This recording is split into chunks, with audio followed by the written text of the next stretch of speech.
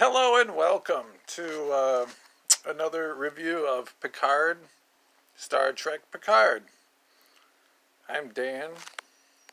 I'm Joyce. We're going to talk about Episode 3. Phantom Menace. The Phantom Menace. Don't bother looking for Episode 2.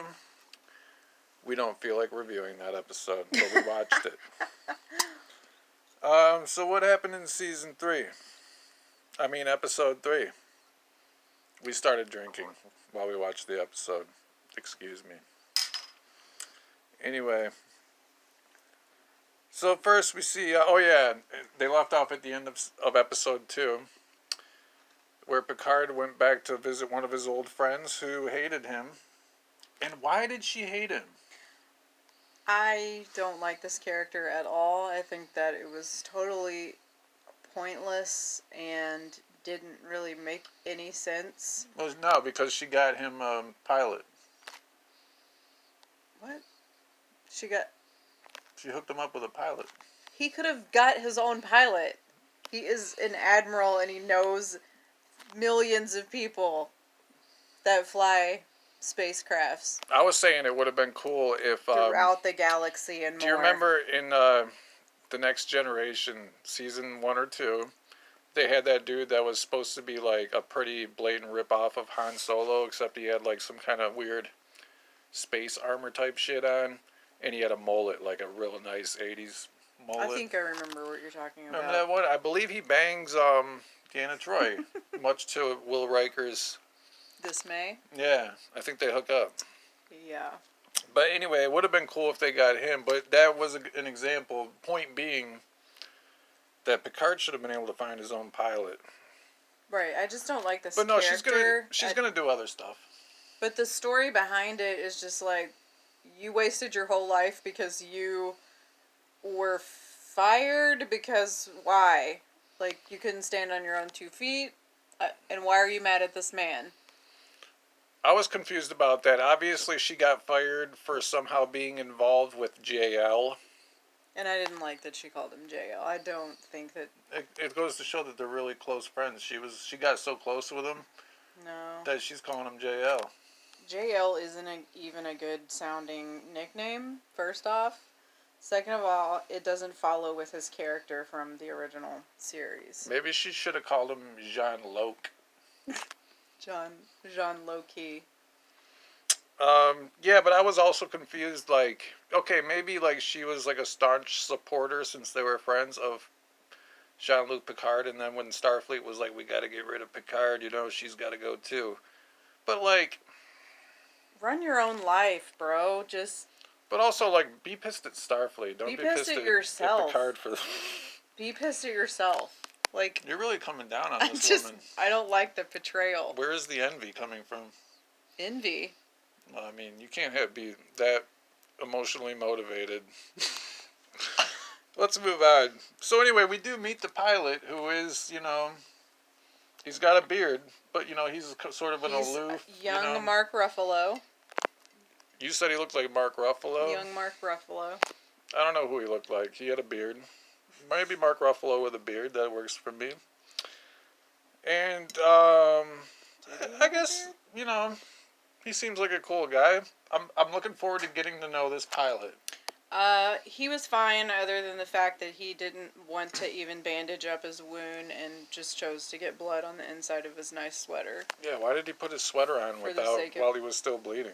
For the sake of being macho. Also, it brought up an interesting point, completely as a tangent here. But we're doing this whole storyline about how they're viewing like these cyborg type people as less than human.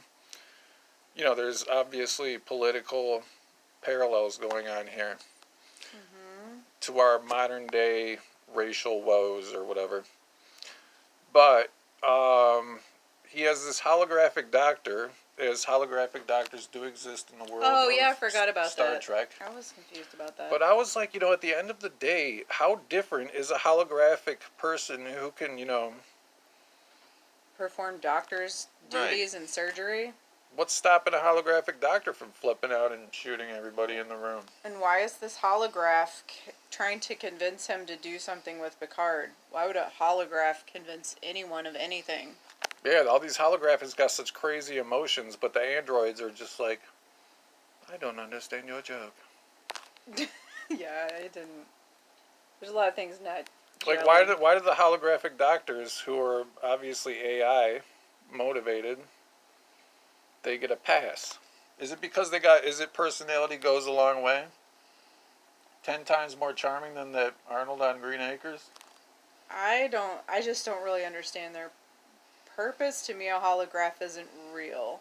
So how are they doing real things? And They why would they have personalities at all? they made those scientific advancements in the future. I don't follow And that. now holographs can, like, interact with us. But anyway, yeah, that's a talking point, I thought. So then there's the scene where, Dash's twin, who I guess is also named Dash, or does she have her own name? I think she's Dosh too. She meets Sigourney Weaver, who is, like, in The Ramadan. the Dust Ward I was trying to think of, from the Fear song. She's in the Dust Ward in the cube, doing, like, this Romulan jigsaw puzzle, which is also kind of like Tarot. that game that my dad plays, Taipei. On the computer, you lay down the little pieces and match them together. Mahjong? Yeah, Mahjong, is that what it's called? She's playing that. Are we going to see more of Sigourney Weaver? I'm not really sure. Maybe. She tried to kill herself unsuccessfully, which leads me to believe that she'll be at least brought back for a couple episodes, right? Right. Isn't that how it goes? So I had to square away what was actually happening. And she knew that she was like an android and had a sister and all that shit, and that was how that girl found out that she had a sister and maybe wasn't even a human. But it doesn't seem like that she doesn't really understand though. She's getting there. I thought, I did like that. I'm going to give the show credit for that part. That part was interesting. How'd you like it? I thought it was alright. I had to really clarify what was going on because I was confused between who's a Vulcan and who's a Romulan. Yeah, that's getting real fucking confusing. Like, can we fix the makeup so, like, Romulans look like Romulans, like the old days? Right, so the way I took it was that the Romulans, who also have the Death Squad, are trying to eradicate these Sentinel beings, Dosh and her sister. They are aware of them. They don't want them. And then the Vulcans actually are aware of them and know where they are and are trying to do some other thing. I don't know, are the Vulcans really, are the Vulcans officially doing anything, or are they just people that we think are Vulcans but are still just Romulans? I am assuming they're Vulcans because he clarified that the Starfleet lady is a Vulcan, and that other lady she met with, that you said had plastic surgery,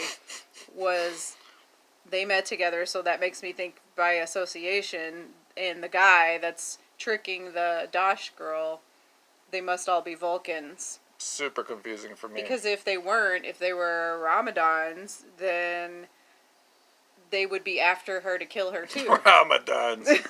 Rosh-hishana, the Death Squad. Speaking of the Death Squads, we had this thing.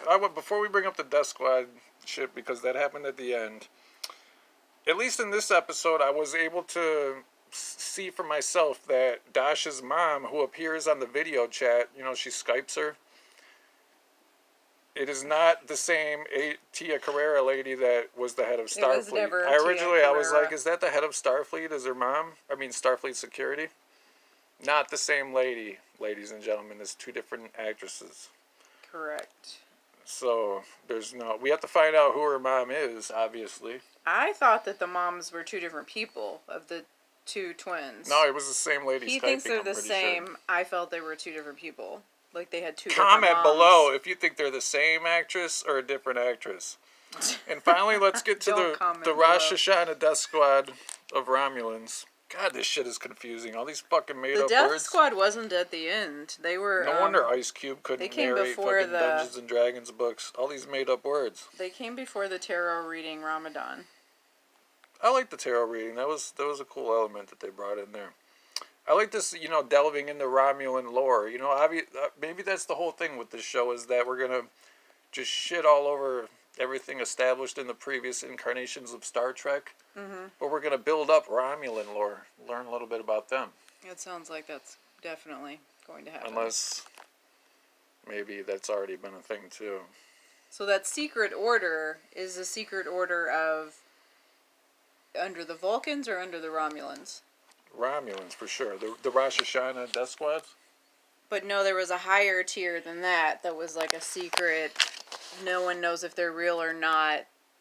Society. Oh yeah, there was. I Yeah. forgot all about. You're smart as hell. But I guess so. I mean, oh yeah, his fucking housekeepers though. They were a death squad too. Like, is everybody just on a death squad in this show? Like, I knew from the beginning that there was more to them. We knew that they were more than meets the eye, They but I thought used they to were be- just, I thought they were just gonna call the death squad. Kind of like, at the end of Sound of Music where, the Nazis pull up and it shows, like, the butler up in the window of the castle and he's like, ha ha, I called the Nazis on them. I don't know why I thought that was all we had coming. the expert on Sentinel beings showed up with a gun ready to bang. Or that fucking doctor just walks in like, That's hey, what- I have a huge gun and I Right. just shot this fucking... But I don't know how to use it. Well, it was Where fun did anyway. she even get it from? Yeah, it was fun. She's Let's like just a have poor fun man's. with this thing. She's like a poor man's Kristen Bell. She looks just like Kristen Bell. Poor man's Kristen Bell. I like that because all I could think of was Tom DeGraze's daughter. I don't know who that is. My old boss at the Rainforest Cafe.